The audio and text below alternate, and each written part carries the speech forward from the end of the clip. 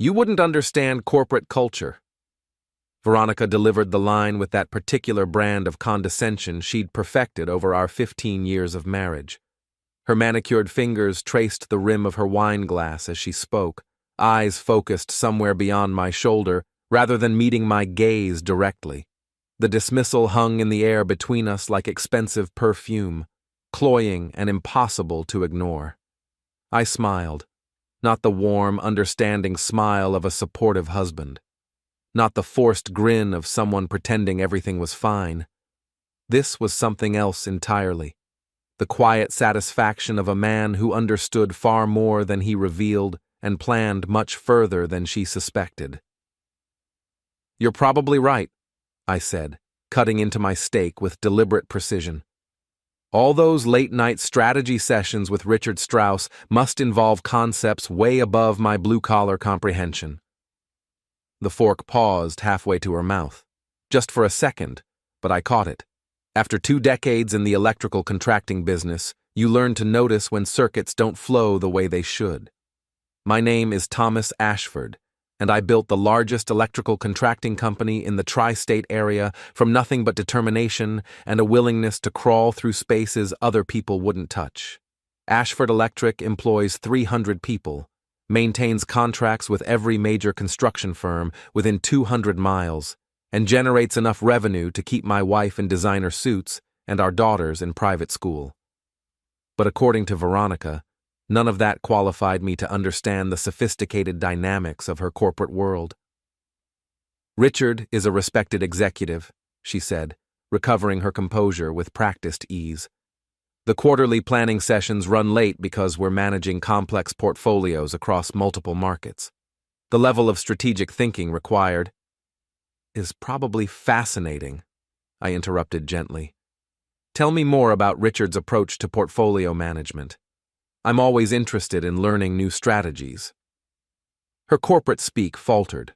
Veronica excelled at using professional jargon as a barrier, but she'd never been particularly good at explaining the actual substance behind the terminology.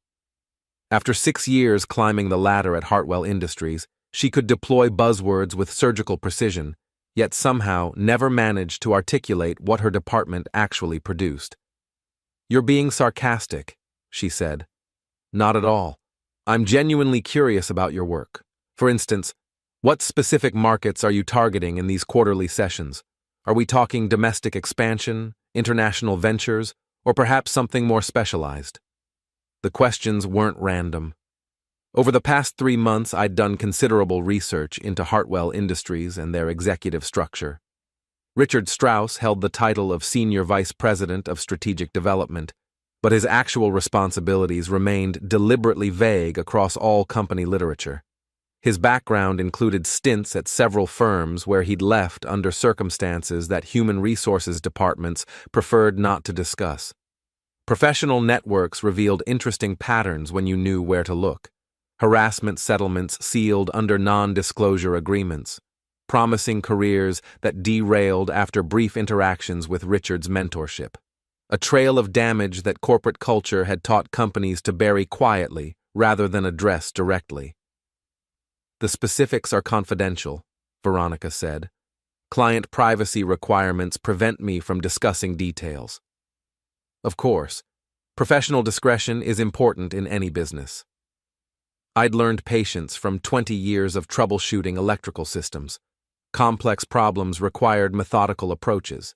You identified the source of the malfunction, traced the connections, and systematically addressed each component until the system functioned properly again. My marriage had developed a serious malfunction. The late-night calls that ended abruptly when I entered the room. The weekend conferences that somehow never appeared on any company calendar. The way she'd started dressing for work like she was attending evening galas rather than quarterly planning sessions. But tonight wasn't about confrontation. Tonight was about precision. "Actually, that reminds me," I said, refilling her wine glass with careful attention. "We should probably finalize the guest list for Sunday's dinner. Your parents confirmed, and my mother is bringing her famous apple pie. I thought we might also invite some of your colleagues from Hartwell. It would be nice to put faces to the names you mention." My colleagues? Richard, for instance. You speak about him so often, I feel like I know him already. It would be interesting to meet the man behind all those strategic insights. The color drained from her face so quickly, I thought she might faint. Her wine glass trembled slightly before she set it down with exaggerated care. Richard is very busy. Executive schedules don't typically accommodate social dinners. I understand completely. High-level strategic work demands significant time commitments. Still, the invitation stands if his schedule permits. I'd already confirmed that Richard Strauss would be attending the annual Hartwell Industries charity auction this Sunday evening, the same event Veronica had claimed she couldn't attend due to a family dinner obligation. The contradiction had been illuminating. Perhaps we should keep dinner limited to family, she said. Whatever you prefer. Though I should mention, your father called earlier. He seemed particularly interested in discussing recent developments at Hartwell, something about board restructuring and executive accountability measures. He sounded quite engaged with the topic. This wasn't entirely accurate. William Hartwell had called to confirm Sunday's dinner arrangements, but his tone had carried the weight of a man with serious matters on his mind. As the founder and former CEO of Hartwell Industries, he maintained significant influence despite his official retirement. More importantly, he possessed the kind of institutional memory that corporate culture couldn't erase or reframe. Board restructuring? Veronica's voice carried a note of genuine concern. He didn't elaborate. You know how he is about business discussions. Prefers to address important matters face-to-face rather than over the phone. William Hartwell had built his company through an era when handshake agreements carried more weight than legal contracts, and personal reputation determined business relationships. He belonged to a generation that viewed certain behaviors as unforgivable breaches of trust, regardless of their legal technicalities. The conversation continued through dessert, but Veronica's responses became increasingly distracted. She checked her phone twice, excused herself to take a call that lasted 15 minutes, and seemed to forget entirely about her earlier lecture on corporate culture complexities. By the time we cleared the dinner dishes, I'd accomplished my primary objective. The seed was planted. Sunday's family dinner would provide the appropriate venue for more detailed discussions. That night, I lay awake listening to Veronica's restless movements beside me. She'd claimed exhaustion, but her breathing patterns indicated sustained alertness. Around 2 a.m, I heard the soft sound of her phone vibrating against the nightstand, followed by whispered conversation from the bathroom. Corporate culture, apparently, required considerable maintenance even during sleeping hours. The next morning brought the usual routine. Veronica left early for another strategic session, reminding me that she'd be working late again. Her kiss goodbye felt like a contractual obligation rather than an expression of affection. I arrived at the Ashford Electric headquarters by 7, as I had every weekday for the past 15 years. The building hummed with purposeful activity: trucks loading equipment, dispatchers coordinating job sites, electricians reviewing blueprints for the day's installations, real work producing tangible results. My office overlooked the main floor, allowing me to observe the controlled chaos that kept our operation running smoothly. 300 employees depended on the decisions made in this room, and their livelihoods demanded more attention than my wife's corporate games. But even the most demanding electrical systems required periodic maintenance. Sandra knocked on my door around 9. My sister had joined the company 5 years earlier after completing her law degree, initially handling contracts and regulatory compliance. Her sharp mind and natural skepticism made her invaluable for navigating the increasingly complex legal landscape that surrounded our industry. "We need to discuss the Hartwell Industries situation," she said, closing the door behind her. "What situation would that be?" "The situation where your wife is having an affair with Richard Strauss, and you're planning something that could destroy our business if you handle it incorrectly." Sandra had inherited our mother's gift for cutting directly to the heart of matters that other people preferred to approach obliquely. It was one of her most valuable professional assets, and occasionally one of her most irritating personal characteristics. "That's quite an assumption," I said. "Thomas, I've been watching you operate for 38 years. You get that particular expression when you're solving complex problems that require multiple steps and precise timing. It's the same look you had when you figured out how to underbid Morrison Electric on the hospital contract while still maintaining our profit margins." She settled into the chair across from my desk with the air of someone prepared for a lengthy discussion. "What makes you think Veronica is involved with Strauss?" "Because I ran a background check on him after you mentioned his name 3 times during our last family dinner. Richard Strauss has a documented pattern of inappropriate relationships with subordinates, sealed harassment settlements at 2 previous companies, and a reputation for targeting married women in vulnerable professional positions. That's circumstantial. Combined with your wife's sudden interest in evening work schedules, weekend conferences that don't appear on any public calendar, and her defensive responses to casual questions about her colleagues, the circumstances form a clear pattern." Sandra opened her briefcase and withdrew a manila folder. "I also contacted our private investigator, the same one we used to verify Morrison Electric's financial situation before the hospital bid. His preliminary report makes for interesting reading." I accepted the folder but didn't open it immediately. Some information, once acquired, couldn't be unknown. "What are you planning for Sunday's dinner?" Sandra asked. "A family meal with meaningful conversation." "Thomas, I'm planning to mention Richard Strauss's name in front of William Hartwell and observe his reaction. If William recognizes the name and associates it with the kind of behavior that destroyed his colleague's daughter 20 years ago, he might feel compelled to take appropriate action." "What happened 20 years ago?" Richard Strauss was employed by Consolidated Industries when William's business partner, James Morrison, discovered that Strauss was involved with his daughter. The affair destroyed her marriage, ruined her relationship with her children, and ultimately contributed to her nervous breakdown. Morrison never recovered from watching his daughter's life disintegrate, and he held William partially responsible for recommending Strauss for the position. Sandra absorbed this information with the focused attention she brought to complex legal problems. "How do you know about Morrison's daughter?" "Because James Morrison founded Morrison Electric, our primary competitor for the past decade.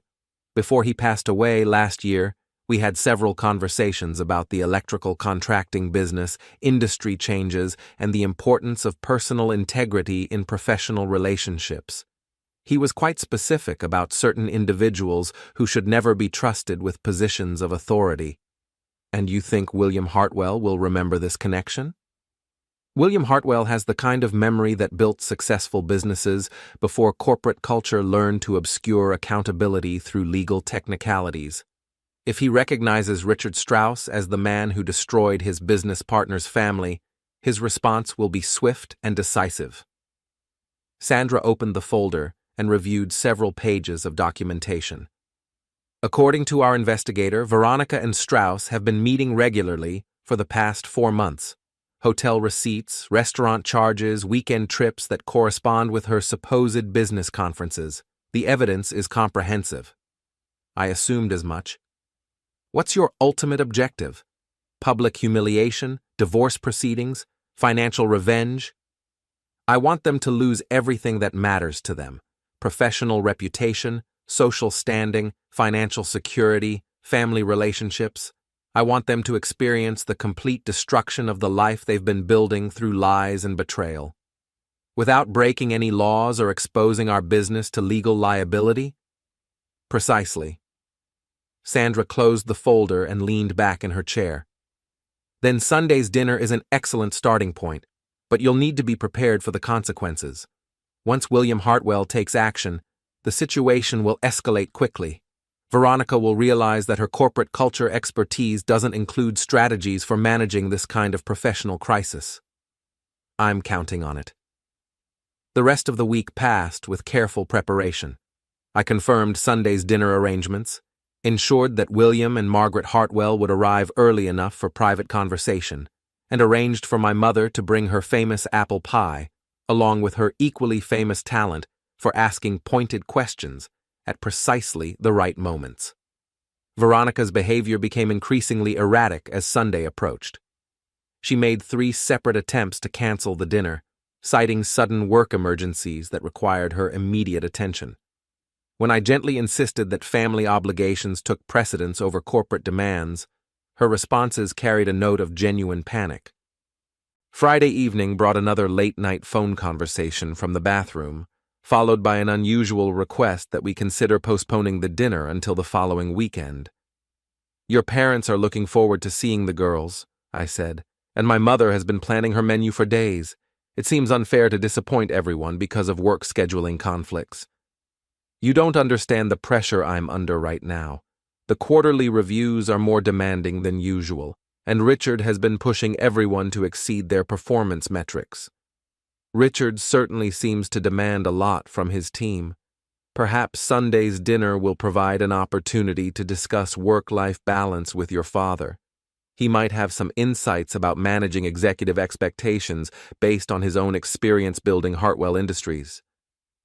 The suggestion seemed to increase rather than alleviate her anxiety. Saturday morning, Veronica made one final attempt to avoid the dinner by claiming she felt unwell. When I offered to call Dr. Patterson for a house visit, she quickly recovered enough to spend the afternoon at her salon preparing for the evening. Sunday arrived with perfect autumn weather, the kind of crisp, clear day that made family gatherings feel like Norman Rockwell paintings, assuming Rockwell had painted people with carefully concealed knives behind their backs. William and Margaret Hartwell arrived precisely at 4 o'clock, as they had for every family dinner over the past 15 years. William's punctuality reflected the discipline that had built Hartwell Industries from a small manufacturing concern into a regional powerhouse, while Margaret's warmth provided the social grace that had sustained their marriage through 4 decades of business pressures. I greeted them at the door with genuine affection. Whatever complications existed between Veronica and myself, her parents had always treated me with respect and kindness. William, in particular, had become something of a mentor during the early years of building Ashford Electric, offering advice about managing growth, maintaining quality standards, and navigating the political complexities of large commercial contracts. "Thomas," William said, shaking my hand with his characteristic firm grip. "How are the girls handling their new school year?" "Becca made varsity soccer as a freshman, and Lucy is considering running for student council president. They're both doing well academically, though Lucy seems more interested in debate club than mathematics lately." "Debate club is excellent preparation for business negotiations," Margaret observed. "Some of the most successful executives I've known were accomplished debaters in their youth."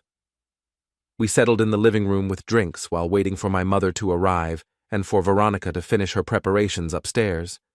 The conversation flowed easily through familiar topics: local business developments, the girls' activities, mutual acquaintances, and Margaret's volunteer work with the hospital foundation. William seemed relaxed and engaged, but I noticed the subtle signs of a man carrying significant concerns. His responses occasionally lagged by a fraction of a second, as if part of his attention was focused on matters beyond our immediate conversation. When Margaret mentioned the upcoming charity auction, his expression tightened almost imperceptibly. "The auction should be quite successful this year," Margaret said. "The committee has secured some exceptional donations, and advance ticket sales exceeded expectations." "Will you be attending?" I asked William. "Business obligations may prevent it. There are some personnel matters that require immediate attention." The phrasing was carefully neutral, but William's tone carried the weight of a man prepared to make difficult decisions. Personnel matters, in his vocabulary, typically involved situations that couldn't be resolved through conventional management approaches. My mother arrived at 4:30 with her apple pie and her uncanny ability to sense family tension from across a crowded room. Maggie Ashford had raised 3 children while helping to build a successful business, and 40 years of marriage to my father had taught her to recognize when men were planning something they preferred not to discuss openly. "Where's Veronica?" she asked after greeting the Hartwells. "Finishing her preparations upstairs. She should be down shortly." "I see. And how has she been feeling lately? She looked rather tired at Lucy's soccer game last week." "Work has been demanding. Lots of late nights and weekend obligations." My mother's expression suggested she understood considerably more than my words conveyed, but she simply nodded and began arranging her contribution to the evening's meal. Veronica finally appeared at 5 o'clock, looking elegant in a navy dress that probably cost more than most people's monthly salary. Her makeup was flawless, her hair perfectly styled, and her smile radiated the kind of professional warmth that corporate culture had taught her to deploy in challenging social situations.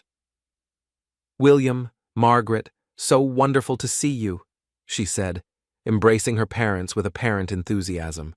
"I'm sorry I'm running late. Work has been absolutely chaotic lately." "What's keeping everyone so busy?" Margaret asked. "Oh, you know how it is.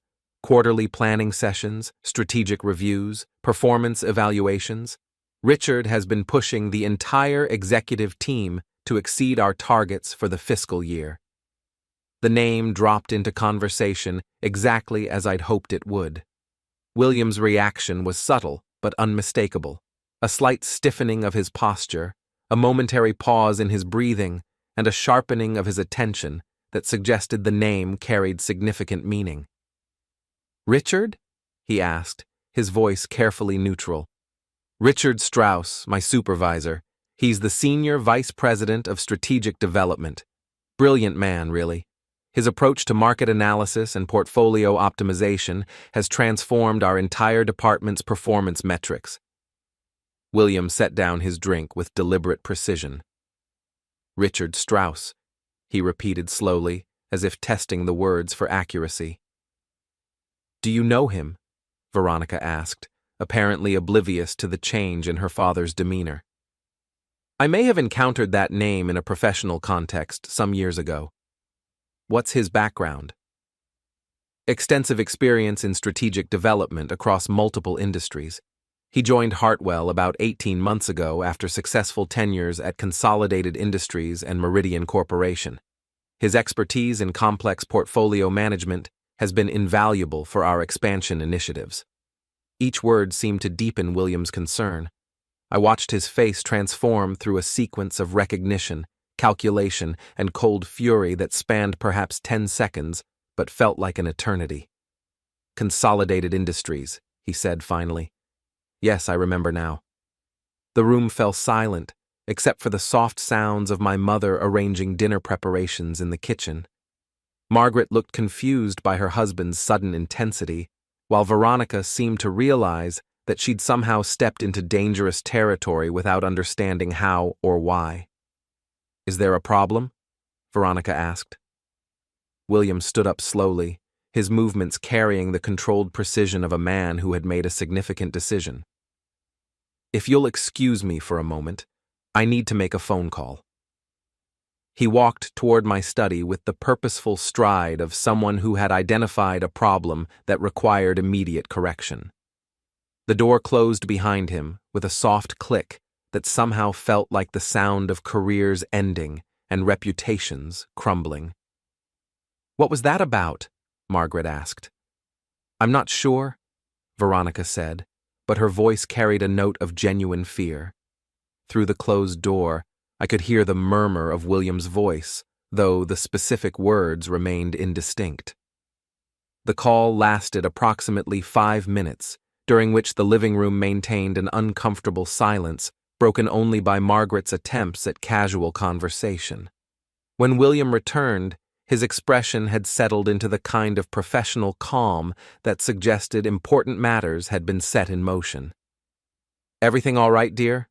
Margaret asked. "Just some business details that needed attention. Nothing that should interfere with our dinner." But something fundamental had changed. William's demeanor carried the satisfaction of a man who had activated networks and relationships that existed beyond the reach of corporate culture's protective mechanisms. Old favors had been called in, obligations had been activated, and wheels had been set in motion that would transform Richard Strauss's Monday morning in ways that Veronica couldn't possibly anticipate. Dinner proceeded with the kind of forced normalcy that families maintain when everyone understands that significant events are unfolding beneath the surface of polite conversation. My daughters, Becca and Lucy, provided welcome distraction with stories about school activities and weekend plans. Their genuine enthusiasm for teenage concerns helped mask the adult tensions that threatened to overwhelm the evening's social pretenses. "Dad, can I get a ride to soccer practice tomorrow after school?" Becca asked. "Of course. What time does practice end?" "6:30, but Coach Morrison wants to discuss my position assignments for next week's game against Central High." The mention of Morrison's name caused William to glance in my direction with what might have been approval. James Morrison's son had apparently inherited his father's coaching abilities, along with his commitment to developing young people's character through athletic competition. "Coach Morrison is an excellent mentor," William said. "His father was one of the most principled businessmen I ever knew." "You worked together?" Lucy asked. "For many years. James Morrison understood that success in business requires personal integrity above all else. He believed that people who compromise their principles in small matters will inevitably compromise them in larger ones as well."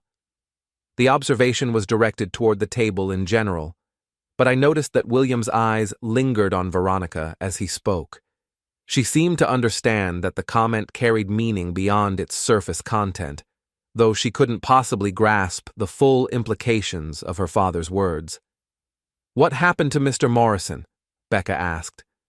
"He passed away last year," I said, "but not before seeing his son establish himself as one of the most respected coaches in the district. Sometimes the most important legacy we leave is the example we set for the next generation."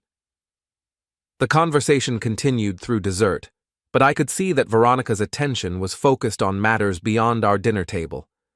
She checked her phone twice, excused herself for a brief call, and seemed increasingly distracted as the evening progressed.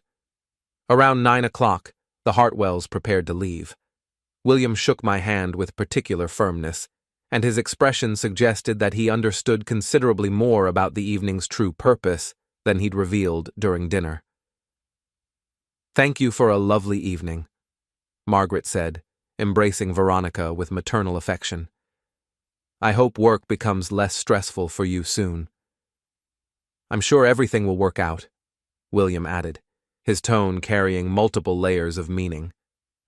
After they left, Veronica helped clear the dinner dishes with unusual efficiency, as if physical activity might somehow dispel the anxiety that had been building throughout the evening. "Your father seemed upset about something," I observed. "He's been under pressure lately. Board meetings, investor relations, the usual corporate politics." "Anything specific?" "Personnel issues mostly. He's always been particular about the kind of people he wants associated with the company. Sometimes I think his standards are unrealistic for modern business environments." "What kind of standards?" "Traditional values, personal integrity, that sort of thing. He doesn't understand that corporate culture has evolved beyond the handshake agreements and personal relationships that defined his generation." The irony was remarkable. Veronica's dismissal of her father's values perfectly illustrated why she'd failed to recognize the danger of her current situation. Corporate culture had taught her to view personal integrity as an outdated concept rather than a fundamental requirement for sustainable success. "Perhaps traditional values serve important purposes," I suggested. "They create unnecessary complications in complex business relationships.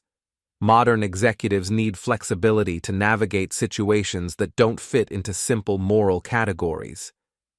"Such as?"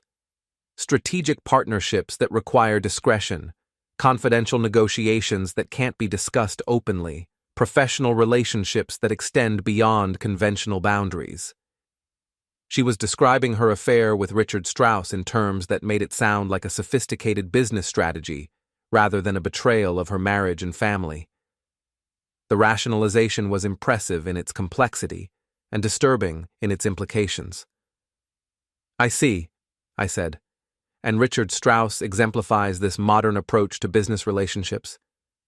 Richard understands the realities of contemporary corporate environments. He's willing to make difficult decisions and pursue opportunities that more traditional executives might avoid." "Including opportunities that involve married subordinates?" The question hung in the air like an electrical charge seeking ground. Veronica's face went through several expressions before settling on defensive anger. "What exactly are you implying?" "I'm not implying anything. I'm asking a direct question about whether Richard Strauss's approach to modern corporate culture includes pursuing romantic relationships with married employees. That's completely inappropriate. The question or the behavior? Both. I don't appreciate your insinuations, and I won't tolerate accusations based on whatever gossip you might have heard. I haven't heard any gossip. I'm simply trying to understand the sophisticated dynamics of corporate culture that you've mentioned so often lately." Veronica stared at me for several seconds, apparently trying to determine how much I actually knew and how much I was guessing. Her corporate training had prepared her for many challenging situations, but it hadn't included strategies for managing husbands who asked uncomfortable questions with persistent politeness. "I think this conversation has gone far enough," she said finally. "Perhaps you're right. It's been a long evening, and tomorrow will probably bring its own challenges." The understatement was intentional. Monday morning would indeed bring challenges that neither Veronica nor Richard Strauss had anticipated when they'd planned their weekend strategy session.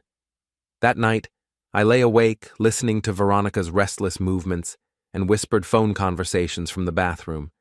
Around 3 a.m, I heard her crying softly, the first genuine emotion she'd displayed in months. Corporate culture, apparently, didn't include preparation for the consequences of underestimating men who smiled when they should have argued. Monday morning arrived with the crisp efficiency of autumn in the Midwest. I reached the office early, as usual, but instead of diving immediately into the day's electrical contracting concerns, I found myself watching the clock with unusual attention. Somewhere across town, Richard Strauss was about to discover that corporate culture included lessons he'd never learned. Sandra knocked on my door at 8:15, carrying coffee and the kind of expression that suggested significant developments had occurred overnight. "William Hartwell worked quickly," she said, settling into the chair across from my desk. "How quickly?" "Richard Strauss received a call at 6:30 this morning requesting his immediate presence at Hartwell Industries headquarters. Security escort, personal effects collection, the complete termination protocol." Efficient. William contacted 3 board members yesterday evening.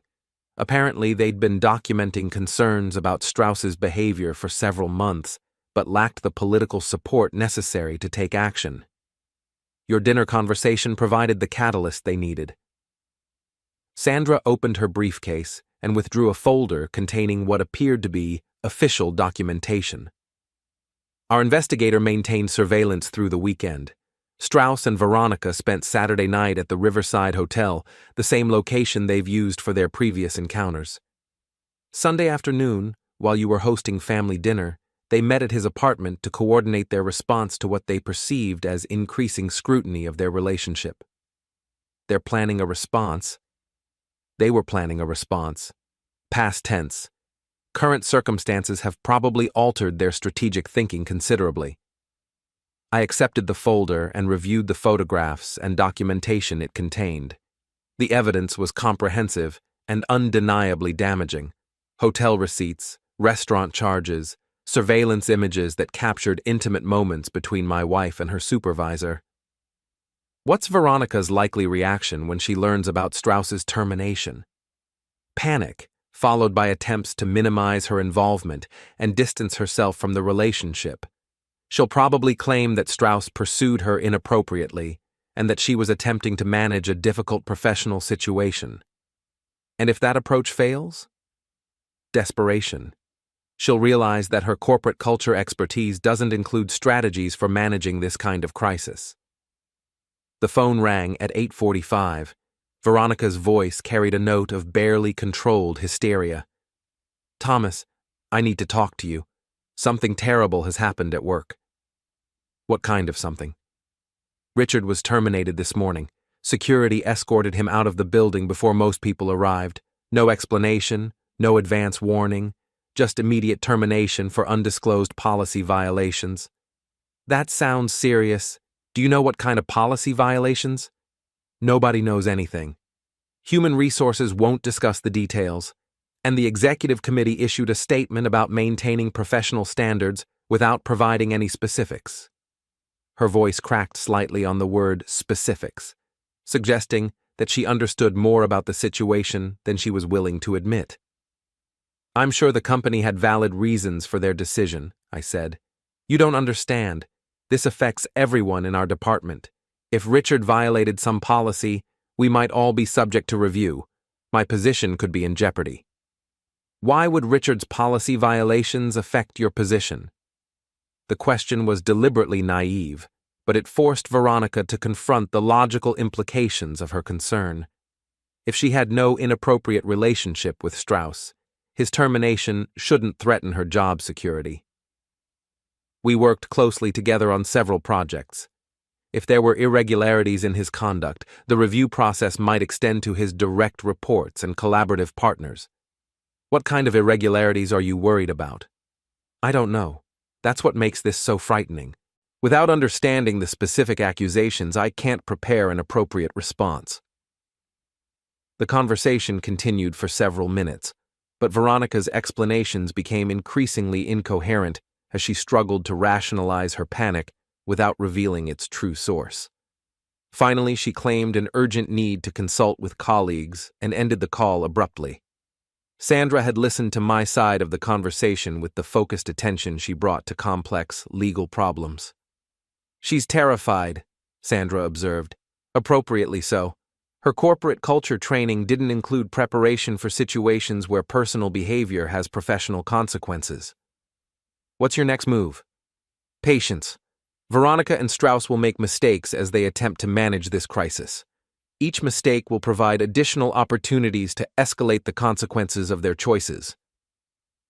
The morning progressed with normal business activities, but I found my attention periodically drawn to speculation about the drama unfolding at Hartwell Industries. William's swift action had eliminated the immediate threat that Strauss posed to other employees, but the broader implications of the situation were just beginning to develop. Around 11 o'clock, my phone rang again. This time the caller was William Hartwell himself. "Thomas, I wanted to thank you for last evening's dinner conversation. It provided important information that required immediate attention. I'm glad our discussion was helpful. The individual we discussed has been removed from his position and will not be returning to Hartwell Industries. The board acted swiftly once we understood the full scope of his inappropriate conduct." "That sounds like the right decision for everyone involved." "Indeed. However, the situation may have broader implications that extend beyond immediate personnel matters. Some employees who worked closely with this individual may find themselves subject to additional scrutiny as we ensure that our professional standards are maintained consistently throughout the organization." The message was clear. Veronica's association with Strauss had placed her position at risk, and William was providing advance warning of developments that would affect his daughter's career. "I understand completely. Professional standards are essential for maintaining organizational integrity." "Precisely. I thought you should be aware of these developments given their potential impact on family matters." After William ended the call, I sat quietly for several minutes considering the implications of his words.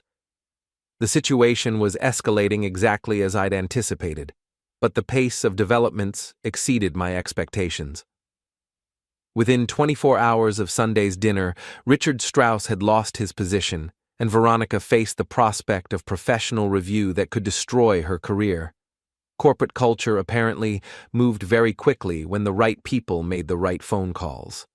Sandra returned around noon with additional information from her network of professional contacts. "Strauss is finished," she reported. "Not just at Hartwell Industries, but throughout the regional corporate community. William contacted executives at every major company in the area, sharing information about Strauss's pattern of inappropriate behavior. No one will hire him now." Comprehensive. William Hartwell has 40 years of business relationships and a reputation for absolute integrity. When he tells other executives that someone poses a threat to their organizations, they listen. And Veronica? Under investigation. The review will examine all of her projects, professional relationships, and conduct during her tenure at Hartwell. If the investigation reveals evidence of inappropriate behavior or policy violations, she'll face immediate termination. How long will the investigation take? Probably 2 weeks. Long enough to be thorough, short enough to minimize disruption to normal business operations. 2 weeks. 14 days for Veronica to experience the gradual disintegration of everything she'd built through her corporate career. 14 days of uncertainty, scrutiny, and growing realization that her sophisticated understanding of corporate culture hadn't prepared her for situations where personal integrity actually mattered. I spent the afternoon managing normal business operations, but part of my attention remained focused on the developing crisis across town. Around 3 o'clock, Veronica called again. "Thomas, I need to come home early today. The office environment is impossible right now." "What's happening?" "Everyone is gossiping about Richard's termination. People are speculating about the reasons, spreading rumors, creating a hostile work environment. I can't concentrate on my responsibilities with all this distraction. Perhaps the situation will settle down in a few days. You don't understand how corporate environments work. Once rumors start circulating, they take on a life of their own. People begin questioning everything, looking for hidden meanings in normal interactions, creating problems where none existed before." The irony was remarkable. Veronica was describing exactly the kind of scrutiny that her behavior with Strauss deserved, while framing it as an unfair persecution that threatened innocent employees. "I'm sure your colleagues understand that you weren't involved in whatever led to Richard's termination," I said. "That's just it. Nobody knows what led to his termination. Human resources won't discuss the details, which makes everyone suspicious of everyone else. The uncertainty is creating paranoia throughout the entire department." "Have you considered asking your father for information? As the company founder, he might have insights into the board's decision-making process." "I can't ask my father about personnel matters. That would be completely inappropriate and could compromise my professional standing even further." "Even further?" The phrase had slipped out before she could catch it, revealing that she understood her professional standing was already compromised. "I mean, it could create the appearance of nepotism or special treatment. Corporate governance requires clear boundaries between family relationships and business decisions." "Of course. Professional boundaries are important in any organization." The conversation ended with Veronica's promise to be home by 4 o'clock, though she warned that she might need to work late that evening to catch up on projects that had been disrupted by the day's events. Sandra stopped by my office again around 4:30. "Interesting development," she said. "Strauss tried to contact several former colleagues at other companies, apparently looking for employment opportunities. Word has already spread throughout the professional community. Nobody will take his calls. William's network is efficient. More than efficient. Devastating. Strauss's corporate career is over, not just locally, but regionally. His reputation is destroyed beyond recovery."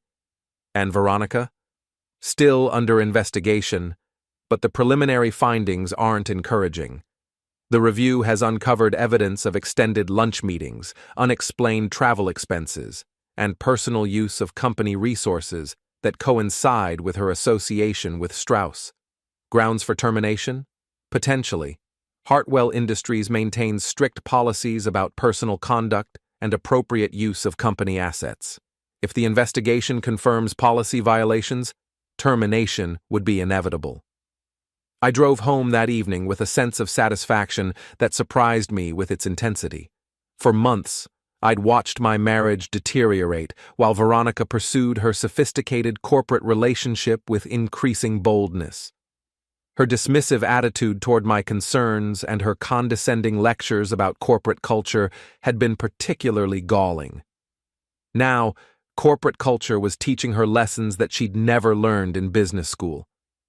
Veronica's car was already in the driveway when I arrived home, but the house felt strangely quiet.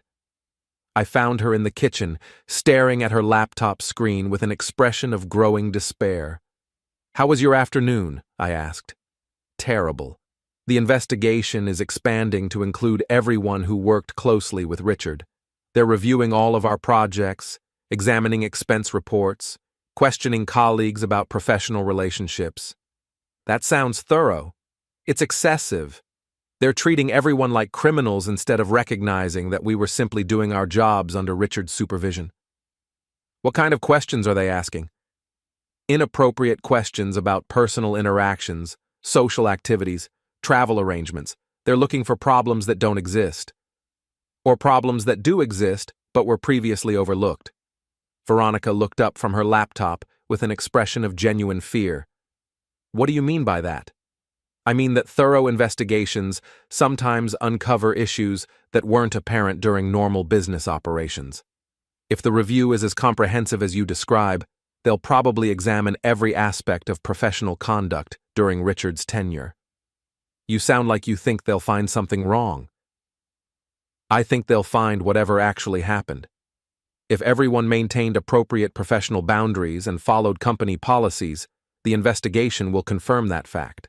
If some people violated policies or engaged in inappropriate conduct, the investigation will reveal those violations as well." The logic was unassailable, but Veronica's reaction suggested that she understood exactly what kind of violations the investigation might uncover.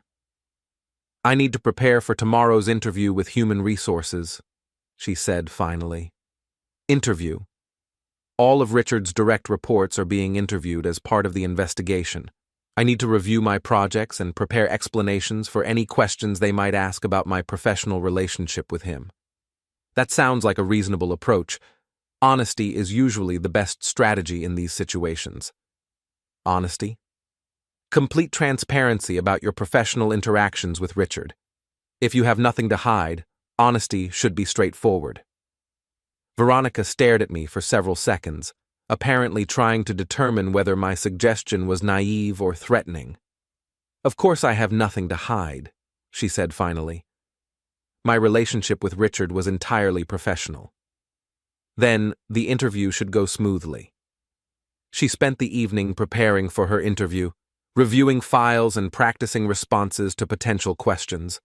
I helped the girls with homework and managed normal household responsibilities, while listening to Veronica's increasingly agitated phone conversations with colleagues who were facing similar scrutiny.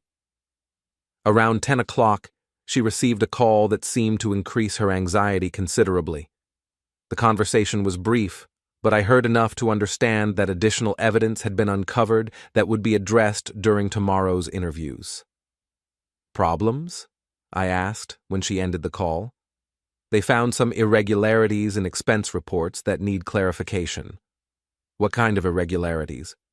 "Restaurant charges, hotel expenses, travel costs that don't correspond exactly with official business activities." "That does sound like something that would require clarification." "The charges are all legitimate business expenses. The timing and documentation might appear irregular to people who don't understand the complex nature of strategic development work. I'm sure you'll be able to explain the business justification for all the expenses." "Of course I will. It's just frustrating to have my professional integrity questioned because of documentation technicalities." That night, I lay awake listening to Veronica's restless movements and periodic trips to the bathroom for whispered phone conversations. Her anxiety was palpable, and her attempts to rationalize the investigation's findings were becoming increasingly desperate. Corporate culture was teaching her that personal integrity couldn't be separated from professional success, regardless of how sophisticated her strategic thinking might be. Tomorrow's interview would provide the next lesson in her education. Tuesday morning arrived with the kind of gray, overcast sky that seemed to mirror the mood developing throughout our household. Veronica had spent most of the night preparing for her interview with Hartwell Industries' Human Resources Department, and her growing anxiety was impossible to ignore. She left the house at 7:30, dressed in her most conservative business suit and carrying a briefcase filled with documentation that she hoped would explain away the irregularities that the investigation had uncovered. Her goodbye kiss felt like the gesture of someone who wasn't certain she'd be returning home with good news. I arrived at Ashford Electric by 8 o'clock, but my attention was divided between normal business operations and speculation about the drama unfolding across town. Sandra joined me for coffee at 8:15, bringing updates from her network of professional contacts. The investigation has expanded beyond Veronica and Strauss, she reported. 3 other employees are under scrutiny for policy violations related to expense reporting and inappropriate use of company resources. A pattern of misconduct? Apparently. Strauss created an environment where normal professional boundaries were routinely ignored. Expense reports were falsified to cover personal activities, company credit cards were used for unauthorized purposes, and business travel was arranged to accommodate personal relationships rather than legitimate corporate needs. How extensive was the misconduct? Significant enough to warrant a complete review of departmental operations. The board is considering whether to restructure the entire strategic development division. Sandra opened her briefcase and withdrew a folder containing additional documentation. Our investigator obtained copies of the expense reports that will be discussed during today's interviews. The evidence is comprehensive and undeniably damaging. I reviewed the documents with growing amazement at the boldness of Veronica and Strauss's behavior. Restaurant charges for expensive dinners on evenings when Veronica had claimed to be working late. Hotel expenses for weekend conferences that didn't appear on any official calendar. Travel costs for trips that had no apparent business justification. They weren't particularly careful about concealing their activities, I observed. Arrogance. They assumed that their positions provided protection from scrutiny and that corporate culture would prioritize discretion over accountability. A miscalculation. A catastrophic miscalculation. William Hartwell built his company on principles that don't accommodate the kind of behavior they were exhibiting. The morning progressed with normal business activities, but I found myself checking the clock frequently as Veronica's interview time approached. At 10 o'clock, she was scheduled to meet with Human Resources to discuss her professional relationship with Richard Strauss and to provide explanations for the financial irregularities that the investigation had uncovered. Around 11:30, my phone rang. Veronica's voice carried a note of barely controlled panic. "Thomas, the interview was a disaster. They have documentation of everything. Restaurant receipts, hotel charges, travel expenses. They know about all of it." "What did you tell them?" I tried to explain that the expenses were related to legitimate business activities, but they have detailed records that contradict my explanations. They know the restaurants we went to, the hotels we stayed at, the trips we took together. "What kind of business activities were you conducting at these restaurants and hotels?" "Strategic planning sessions, confidential negotiations, market research discussions, the kind of work that requires privacy and discretion." "And they didn't accept those explanations?" "They asked for documentation of the business outcomes from these sessions. Meeting notes, strategic plans, negotiation results, research reports. I couldn't provide anything concrete." The problem was obvious. Veronica and Strauss had been conducting personal activities while claiming business justifications, but they'd never bothered to create the documentation that would support their claims. "What happens next?" "I've been placed on administrative leave pending completion of the investigation.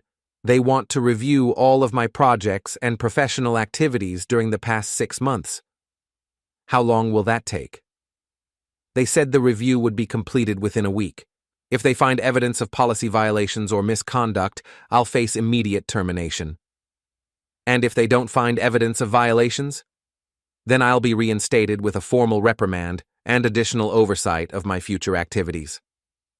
The conversation continued for several minutes, but Veronica's explanations became increasingly desperate as she struggled to rationalize a situation that was rapidly spiraling beyond her control.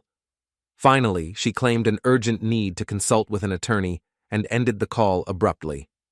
Sandra had listened to my side of the conversation with the focused attention she brought to complex legal problems. Administrative leave is essentially a precursor to termination, she observed. They're providing time to complete the documentation necessary for a legally defensible dismissal. How strong is their case? Overwhelming.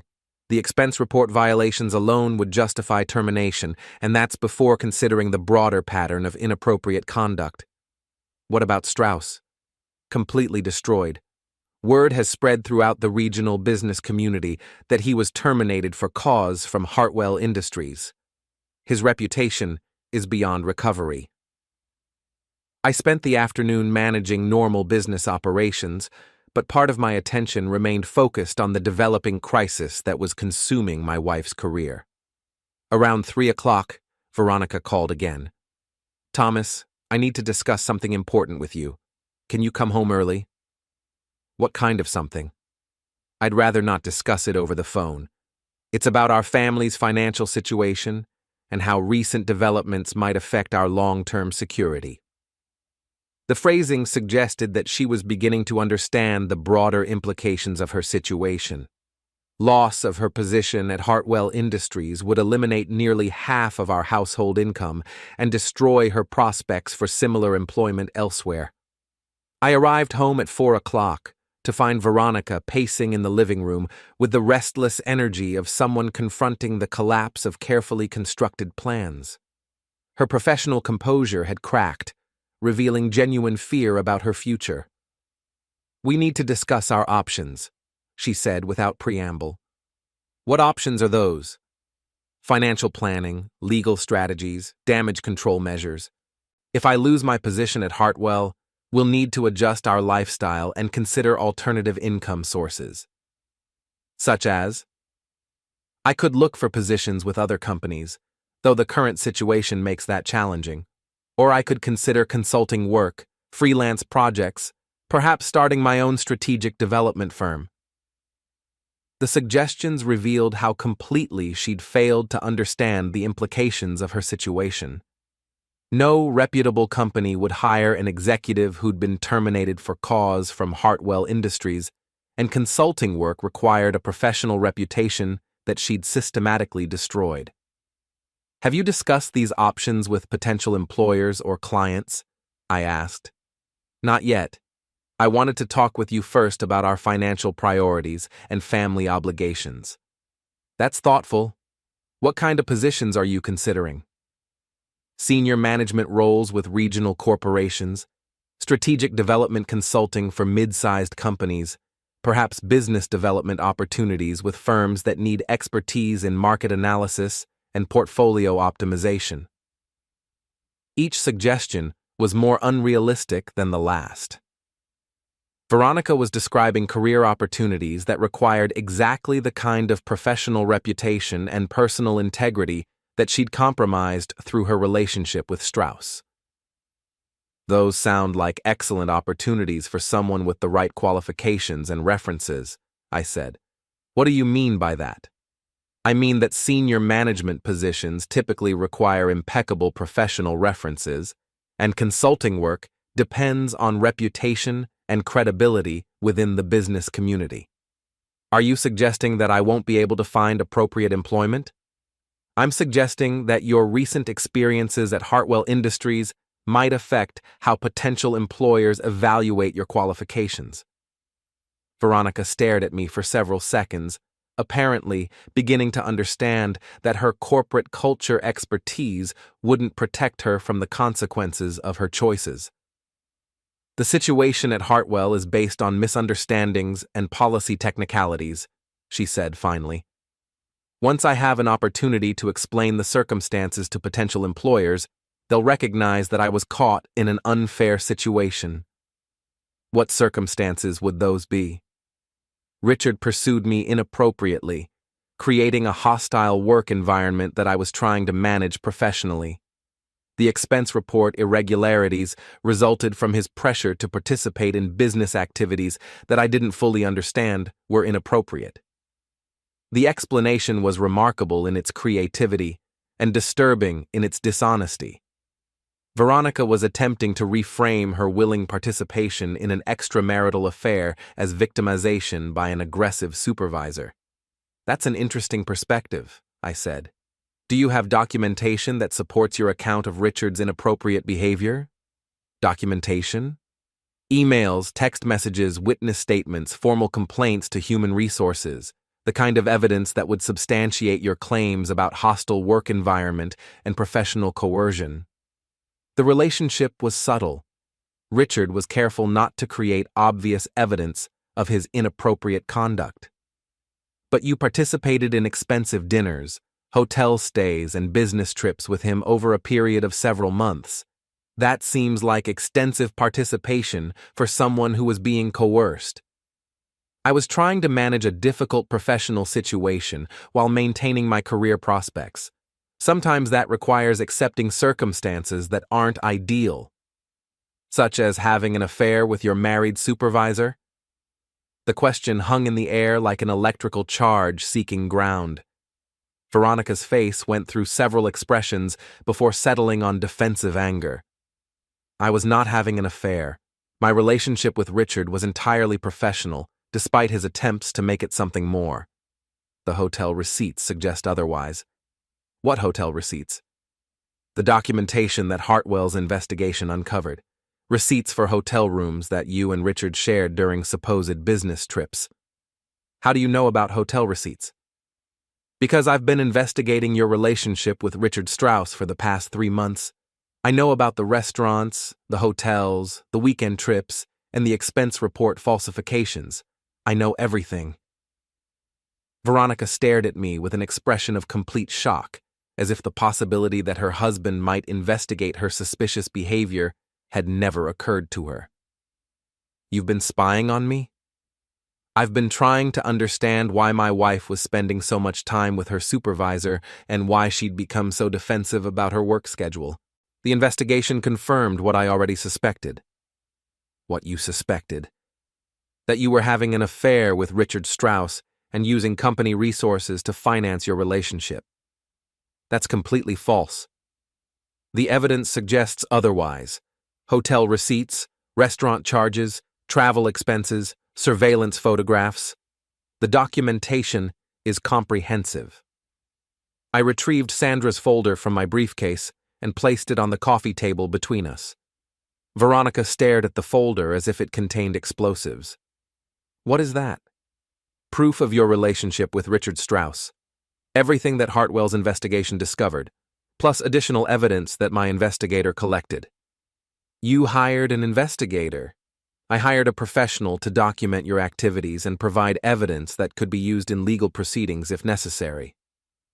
Veronica opened the folder with trembling hands and reviewed the photographs and documentation it contained. Her face went through a sequence of emotions: shock, fear, anger, and finally, resignation. This is all circumstantial, she said finally. Hotel receipts are not circumstantial. Surveillance photographs are not circumstantial. Expense reports that falsify business justifications for personal activities are not circumstantial. You don't understand the complexities of corporate relationships. I understand that you've been lying to me for months while conducting an affair with your supervisor and using company resources to finance your betrayal of our marriage. The conversation continued for another hour, but Veronica's attempts to rationalize her behavior became increasingly desperate as she confronted the overwhelming evidence of her misconduct. Finally, she retreated to our bedroom, claiming exhaustion and a need to consider her legal options. That evening, I helped the girls with homework while listening to Veronica's agitated phone conversations with attorneys, former colleagues, and friends who might provide support during her crisis. The conversations revealed that her professional network was already distancing itself from her situation, and that legal representation would be expensive and unlikely to produce favorable outcomes. Around 10 o'clock, she received a call that seemed to devastate whatever remaining optimism she'd maintained.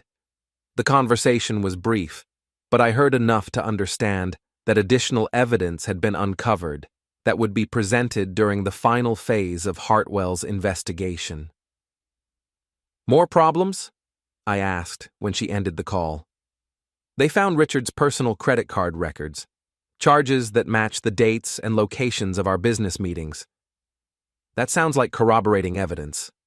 It proves that he paid for some of our business activities with personal funds rather than company accounts. Or it proves that your business activities were actually personal activities that he paid for because they weren't legitimate company expenses."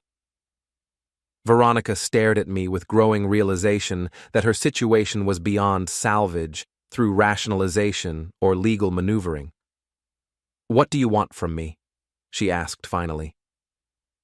"I want you to understand that actions have consequences, and that corporate culture doesn't provide immunity from accountability." "And then what?" "Then we'll discuss the terms of our divorce and the custody arrangements for our daughters." The word divorce seemed to complete her understanding of how thoroughly her choices had destroyed the life she'd built. Corporate culture had taught her many sophisticated strategies, but it hadn't prepared her for the moment when personal integrity actually mattered more than professional advancement. Tomorrow would bring the final phase of Hartwell's investigation and the formal termination of her career. But tonight, she was beginning to learn that some mistakes couldn't be corrected through strategic thinking or corporate networking. The education was just beginning. Wednesday morning arrived with unseasonable warmth, as if the weather was mocking the cold reality that had settled over our household. Veronica moved through her morning routine with the mechanical precision of someone who understood that her carefully constructed world was about to collapse entirely. She'd spent most of the night on phone calls with attorneys, trying to find legal representation that might somehow salvage her situation at Hartwell Industries. The conversations had been uniformly discouraging. No reputable employment attorney wanted to represent someone whose misconduct was documented as thoroughly as hers had been. "I have to go in for the final interview this morning," she said over coffee, her voice carrying none of its usual corporate confidence. "What time?" 10 o'clock. 10? Human Resources wants to review their findings and give me an opportunity to respond before the board makes their final decision. "What kind of response are you planning?" "I'm going to take full responsibility for the expense report irregularities and request consideration for the difficult position that Richard put me in." The strategy was pathetic in its desperation. Veronica was still trying to portray herself as a victim while acknowledging enough culpability to seem contrite, but the approach satisfied neither requirement for mercy nor accountability. "That sounds like a reasonable approach," I said, though we both understood that no approach would change the outcome at this point.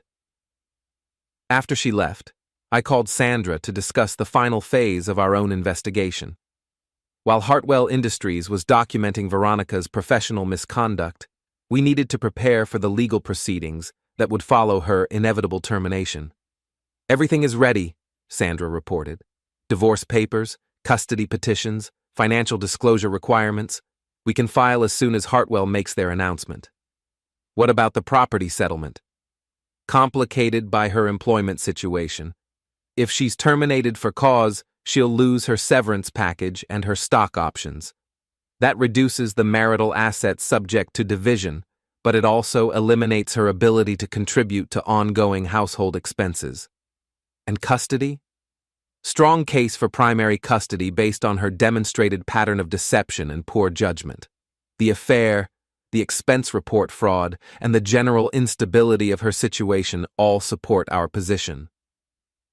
I spent the morning managing normal business operations, but my attention was focused on the drama unfolding across town.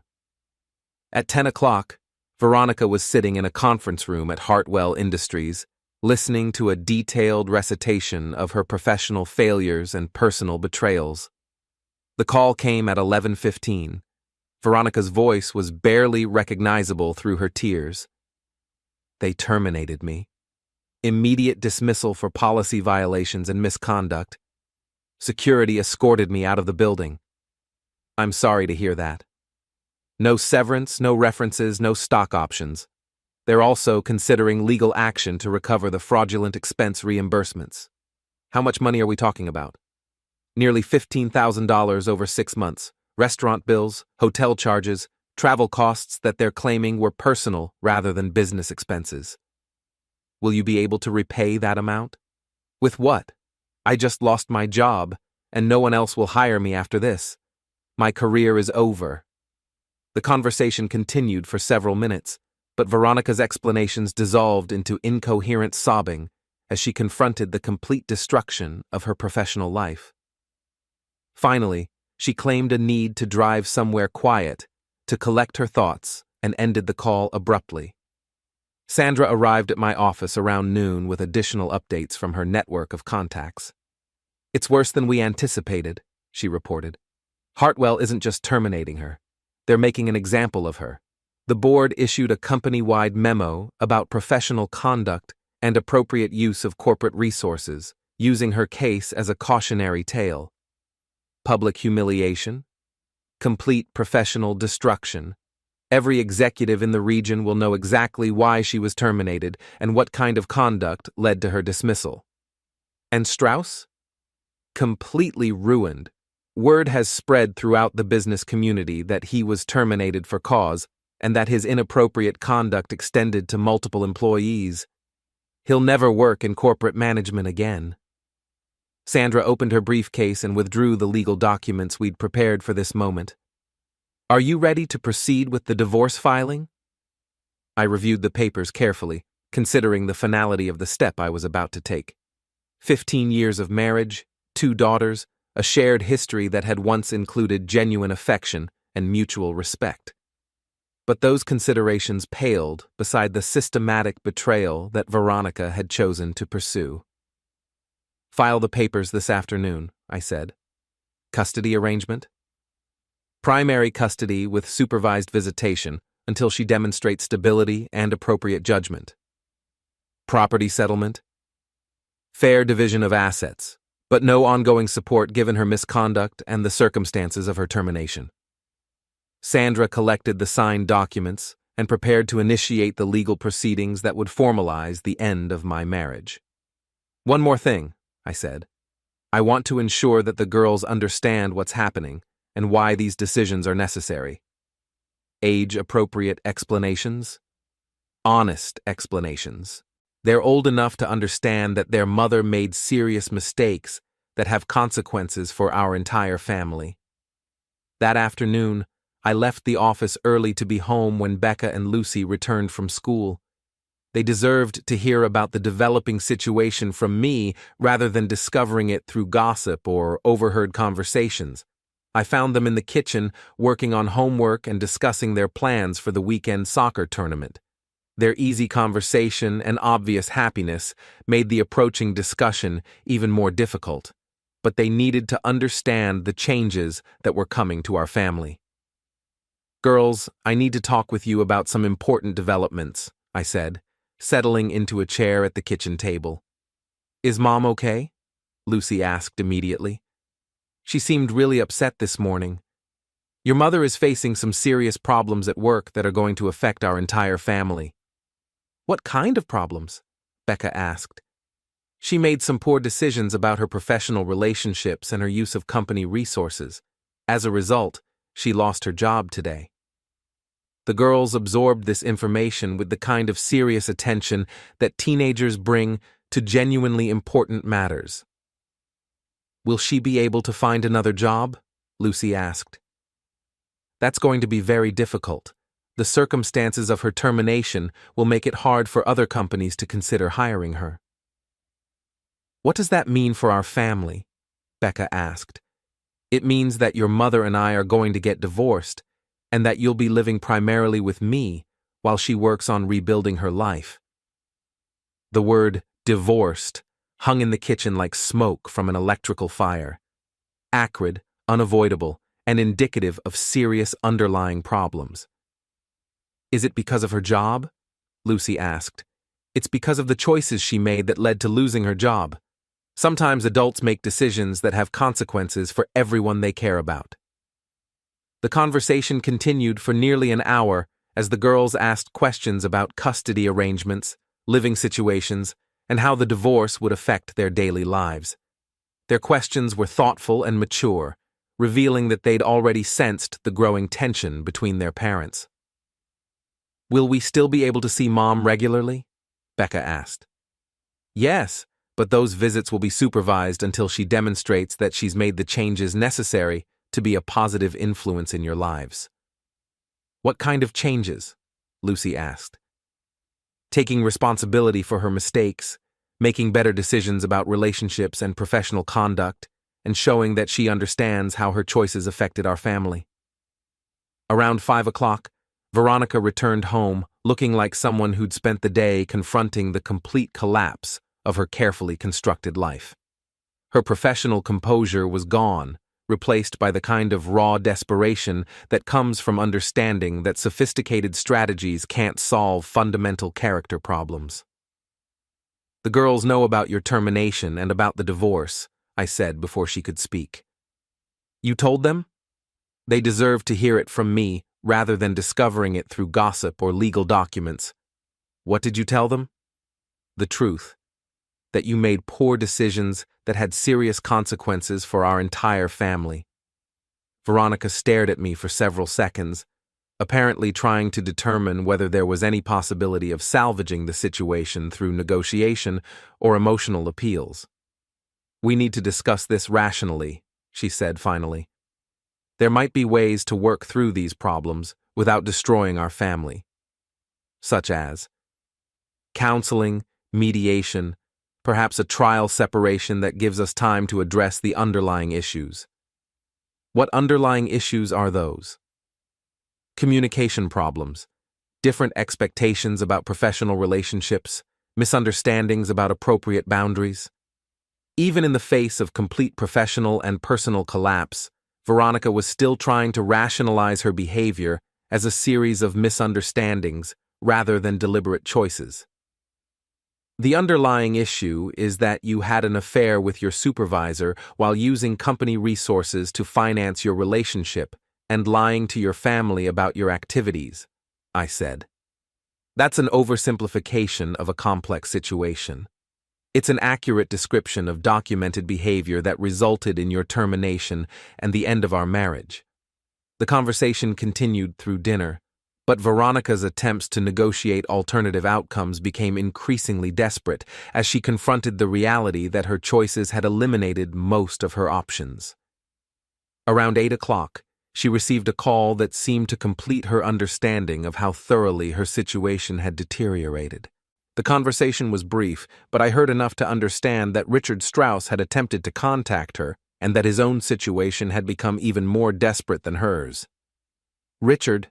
I asked when she ended the call. "He wanted to discuss coordinating our legal strategies, but I told him that any further contact between us would only make things worse." "Probably wise. He's talking about leaving the area, starting over somewhere else where his reputation hasn't been destroyed." "That might be his best option." He asked if I'd consider going with him. The suggestion was so absurd that I almost laughed. Veronica's affair with Strauss had destroyed both of their careers, ruined her marriage, and damaged her relationship with her children. The idea that they might somehow build a successful future together demonstrated a complete disconnection from reality. "What did you tell him?" "That I need to focus on salvaging what's left of my relationship with my daughters and finding some way to rebuild my life." "That sounds like the first reasonable decision you've made in months." That evening, I helped the girls with homework while Veronica made phone calls to family members, informing them about her termination and the impending divorce. The conversations were uniformly difficult, as she struggled to explain her situation without revealing the full extent of her misconduct. Around 10 o'clock, she received a call from her mother that seemed to provide some measure of comfort. Margaret Hartwell had always been supportive of her daughter, but even maternal love had limits when confronted with behavior that violated fundamental principles of integrity and responsibility. "What did your mother say?" I asked after the call ended. "That she's disappointed in my choices, but that she'll always love me." "And your father?" "He won't talk to me. Mom says he's too angry about the damage to the family reputation and the embarrassment I've caused." William Hartwell's response was entirely predictable. A man who'd built his success on personal integrity and professional ethics couldn't easily forgive behavior that violated everything he'd taught his daughter about character and responsibility. "Perhaps time will help," I said, though we both understood that William's forgiveness would require genuine repentance and demonstrated change rather than simply the passage of time. That night, Veronica spent hours packing her belongings and preparing to move out of the house we'd shared for 15 years.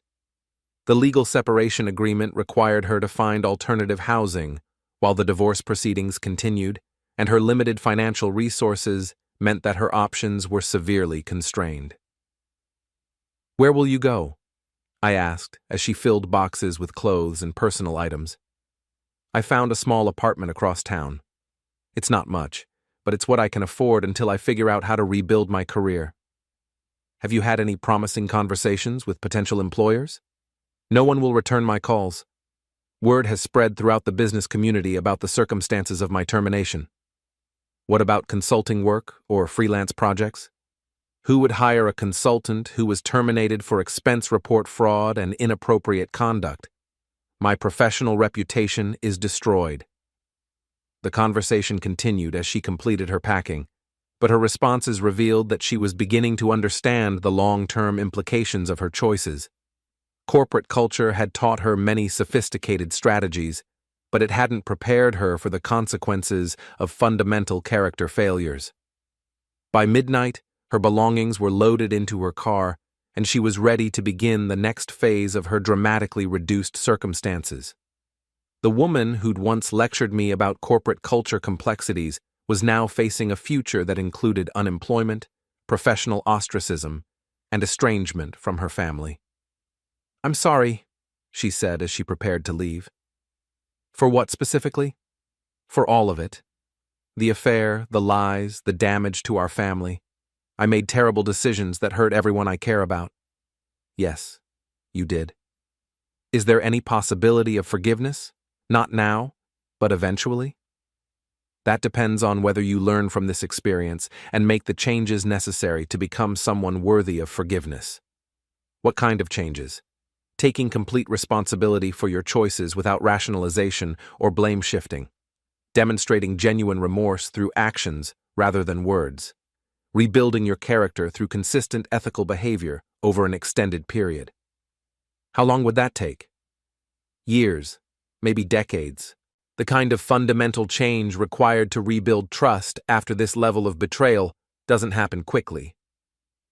Veronica nodded slowly, apparently beginning to understand that her sophisticated corporate training hadn't prepared her for the most important lessons about integrity, accountability, and the consequences of character failures. As her car disappeared into the night, I felt a mixture of sadness and relief. 15 years of marriage had ended, but the systematic deception and betrayal that had poisoned our relationship was finally over.